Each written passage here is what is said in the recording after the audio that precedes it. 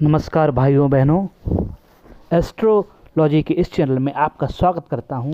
मैं आज आपको बताऊंगा कि शुभ स्त्रियों के लक्षण क्या होते हैं। ब्रह्मा जी के अनुसार जिस स्त्री के चरण लाल कमल के समान कांति वाले, अत्यंत कोमल वाले तथा भूमि पर समतल रूप से पड़ते हों, अर्थात बीच में ऊंचे ना रहें, वे चरण उत्तम एवं सुख भोग प्रदान करने वाले होते हैं। जिस स्त्री के चरण रूखे, फटे हुए, मांस रहित और नाड़ियों से युक्त हों, वह स्त्री दरिद्रा दुर्भागा होती है। यदि पैर की उंगलियां परस्पर मिलती हों, सीधी, गोल, स्त्रिक्त, सूक्ष्म नाकों से युक्त हों, तो ऐसी स्त्री अत्यंत ऐश्वर्य को प्राप्त करने वाली होती है, राजमहिषी होती है। छोटी अंगुलियां आयु को बढ़ाती हैं, परंतु छोटी और ब्रल अंगुलियां धन का नाश करने वाली होती हैं। जिस स्त्री के हाथ की रेखाएं गहरी, स्निग्ध और रक्त वर्ण की होती हैं, वह सुख भोगने वाली होती है।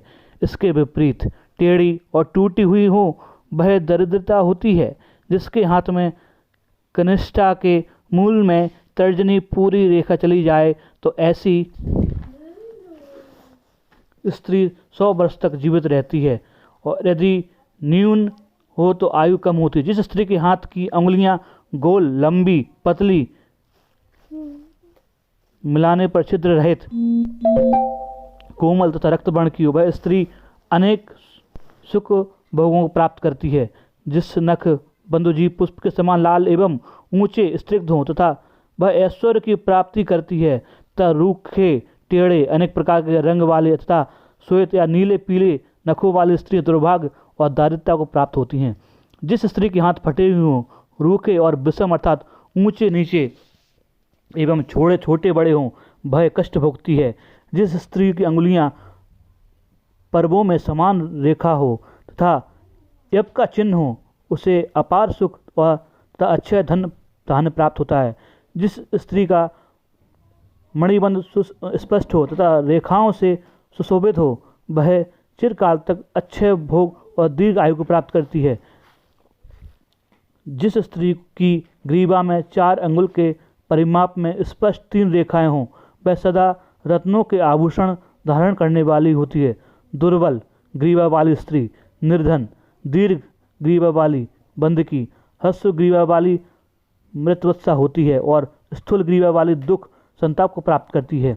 जिसके दोनों कंधे और गर्दन का उठा हुआ पिछला भाग ऊंचे ना हो, वह स्त्री दीर्घायु को प्राप्त होती है। उसका पति भी चिरकाल तक जीवित रहता है। जिस स्त्री की नासिका ना बहुत मोटी और ना बहुत पतली, ना टेढ़ी, ना अधिक लंबी और ना ऊंची होती है, वह श्रेष्ठ होती है। जिस स्त्री की भौहें ऊंची, कोमल, सूक्ष्म तथा आपस में मिलती हुई ना हो, ऐसी स्त्रियां सुख को प्राप्त करती है। धनुष के समान भौहें सौभाग्य प्रदान कराने वाली होती है। स्त्रियों के काले, स्निग्ध, कोमल और लंबे घुंघराले केश उत्तम होते हैं। हंस, कोयल, वीणा, भ्रमर, मयूर तथा वेणु के समान स्वर वाली स्त्रियां अपार सुख संपत्ति को प्राप्त होती हैं और दासियों से युक्त होती हैं। इसके विपरीत फूटे हुए कांस के स्वर के समान स्वर वाली या गंधर्व कौवे के सदस्य स्वर वाली स्त्रियां रोग, व्याधि, भय, शोक तथा दरिद्रता को प्राप्त करती हैं। हंस, गाय, वृषभ, चक्रवाक तथा मदमस्त हाथी के समान चाल वाली स्त्रियां अपने कुल को विख्यात बनाने वाली होती हैं, राजा की रानी होती हैं। स्वान, सियार और कौवे के समान होती हैं। मृग के समान गति वाली दासी तथा दुखगामिनी स्त्री बंधकी होती है। स्त्रियों का फलनी, गोराचन, स्वर्ण, कुमकुम अथवा नए नए निकले हुए दुर्वांग करके सदृश रंग उत्तम होती हैं। जिन स्त्रियों के शरीर तथा अंग कोमल, रोम और पसीने से रहित तथा सुगंधित होते हैं, वे स्त्रियां पूज्य होती हैं। कपिल वर्ण वाली, अधिकांशी रोगिणी, रोमों से रहित, अत्यंत छोटी, बौनी, बाचाल तथा पिंगल वर्ण वाली कन्या से विवाह नहीं करना चाहिए।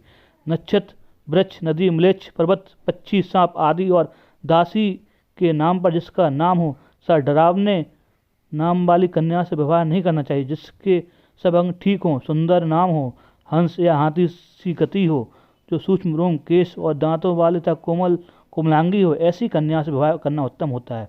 गौ तथा धन धान्य आदि से अत्यधिक समृद्ध होने पर भी इन 10 कुलों में वैवाहिक संबंध स्थापित नहीं करना चाहिए, जो संस्कार से रहते हों, जिनमें पुरुष संतति ना होती हो, जो वेद के पठन पाठन से रहते हों, जिनमें स्त्री पुरुषों के शरीर पर बहुत लंबे केस हों, जिनमें अर्श, क्षय, मंदाग्नि, मृगी, श्वेत दाग और कुष्ठ रोग जैसे होते हैं। ब्रह्मा जी ऋषियों ने पुनः कहा, ये सब उत्तम लक्षण जिन कन्याओं में हो, जिसका आचरण भी अच्छा हो, उस कन्या से विवाह करना चाहिए। स्त्री के लक्षणों की अपेक्षा से सदाचार को ही अधिक प्रसिद्ध कहा गया। जो स्त्री सुंदर शरीर तथा शुभ लक्षणों से युक्त हो, किंतु वह उत्तम आचरण युक्त नहीं है, तो वह प्रशस्त नहीं मानी गई है। अतः स्त्रियों में आचरण मर्यादा को अवश्य देखना चाहिए। धन्यवाद भाइयों, आपको अगर जो वीडियो कैसा लगा हमें ज़रूर बताइए। धन्यवाद।